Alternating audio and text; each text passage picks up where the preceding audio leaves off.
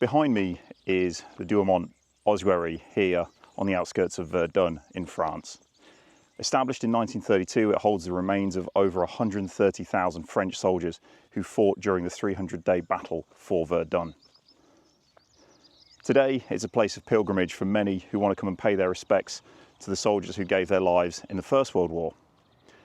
But on the 31st of August 1944, when Verdun was liberated by the 7th Armoured Division, there were some great photos taken by Life magazine photographer Ralph Morse, and that is what I'm here to look at today.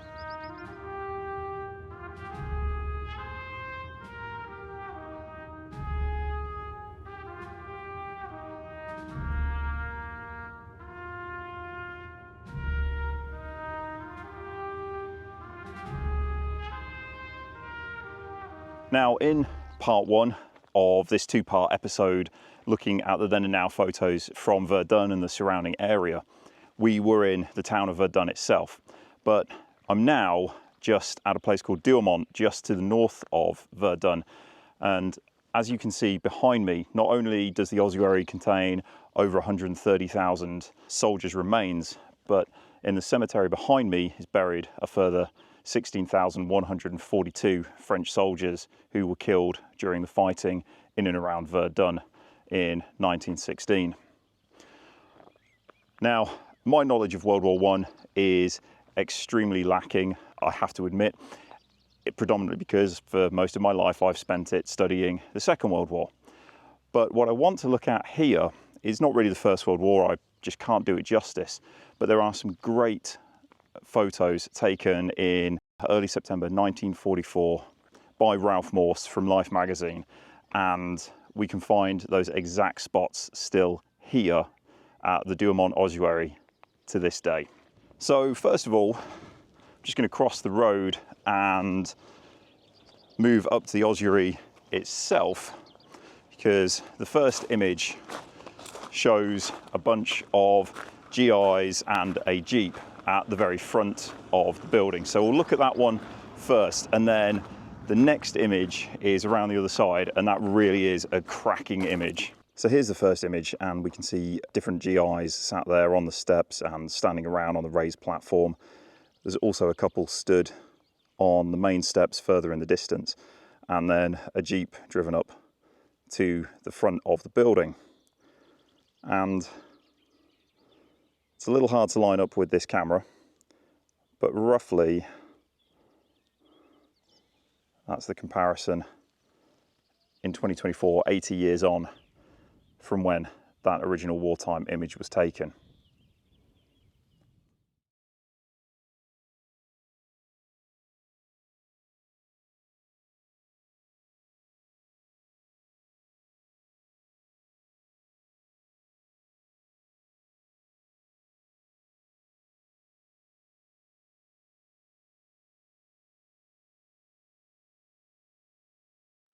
Moving on from the front of the ossuary, we'll now go around the back. There's two, one on each side of the building, and the first one around the rear of the building that we're going to look at. It took me a little while to find it, but there were some key identifying features, and I'm really pleased I did, because I think the image is a fantastic one. It shows a soldier leaning in, peering into the windows, where you can still actually see the remains of those French soldiers who were interred here after World War I, after their remains had been recovered. And it just makes for a really good image of those soldiers from the Second World War looking into the remains of those who fought here in the First World War. So I've just walked around the back of the ossuary now. I'm on the right hand side of the building, or on the left if you're looking at it from the front, and the image that I've got to show you is a fantastic one.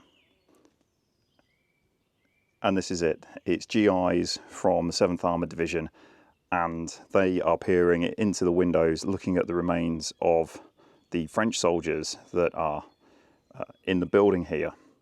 And I think it's a great image. We can see this GI still got his rifle grenade attached to the end of his M1 rifle, and the M41 jackets they're wearing, wool trousers, and leggings that they've got on. So this is before the advent of the M43 service uniform, the widespread 4-pocket green jacket and trousers that became the standard uniform in the ETO for the Allies, or for the US Army.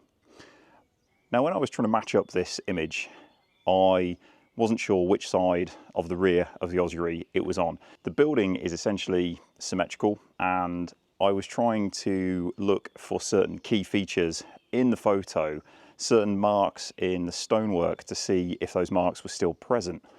And I got lucky and I found them.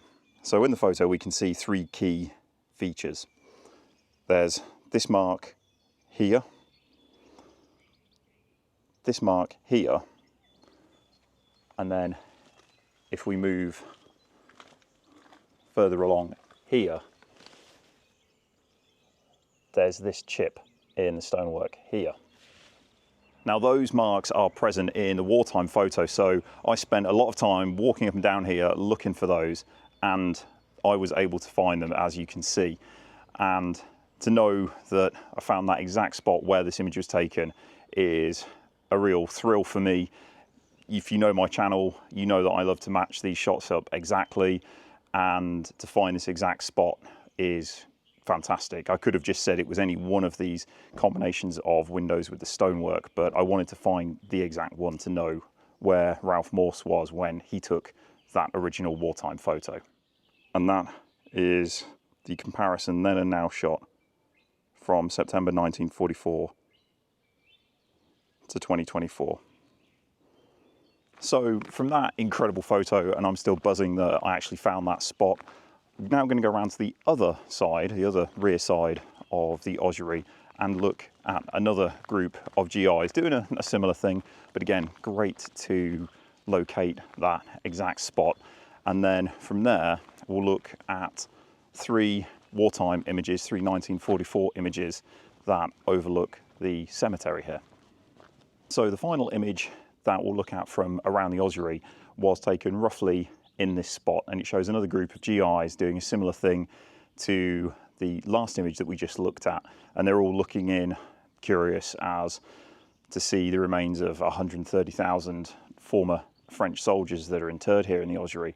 And again, another fantastic photo, as not a great deal has changed, although some of the vegetation that you can see behind me has been put in post when this image was taken. And there's the image in question.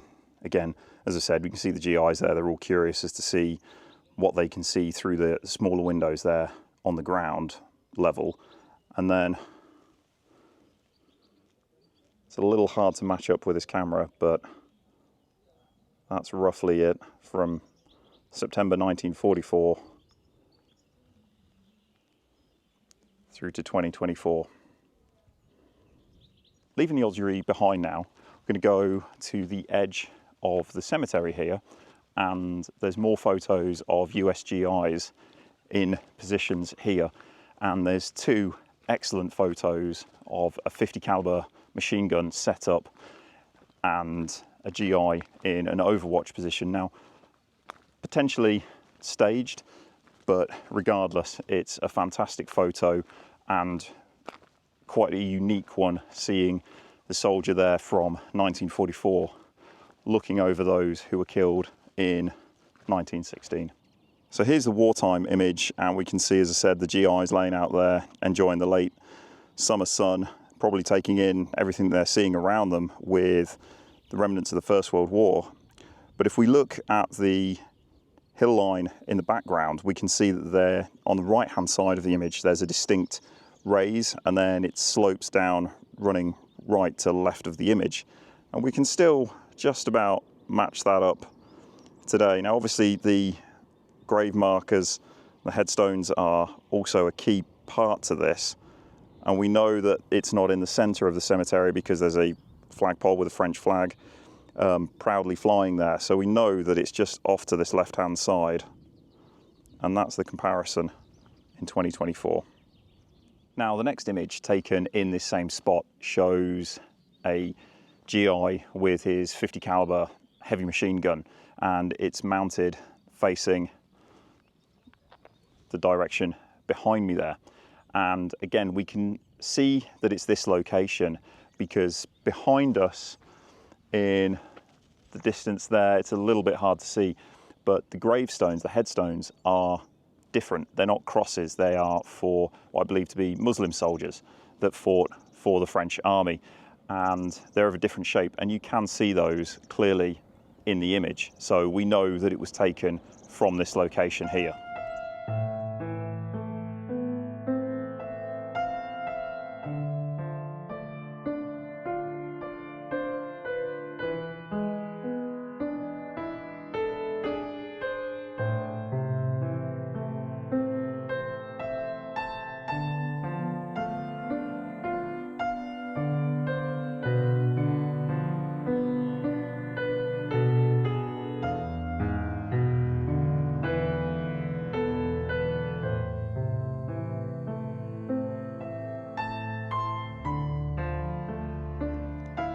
And that's the image, and I think it's fantastic. We can see the belt of 50 caliber ammunition there, secured into the breech of the 50 cal, and the GI there with his very dirty, or potentially an attempt at camouflaging his M41 field jacket. He's got his binoculars and looking out, keeping watch over this position here. And we can see in the image those gravestones that I mentioned, the different shape, to the far left of the image, and also as the ridgeline drops away down to the left-hand side. And that's the comparison there from September 1944 through to 2024.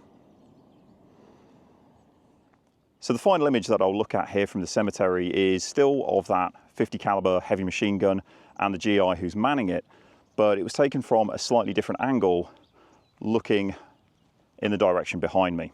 And that's the image there. Now, again, a fantastic shot. You can see him there with his binoculars, looking out, manning his position, ensuring that everything's covered. But we can see from 1944 just how much it's grown up today to 2024. Now, for the final two photos from this Verdun Then and Now Part 2 episode, it's of GIs inspecting the memorial that was here, built in the 1930s to the Jewish soldiers that fought for the French army during the First World War. And what's really interesting is it's still boarded up. The Germans didn't destroy the memorial, which you might assume they would have done. They just boarded it up. Now, I think that's quite an interesting point, because the Germans, despite obviously their beliefs regarding Jewish people, they still showed the utmost respect for the First World War battlefields.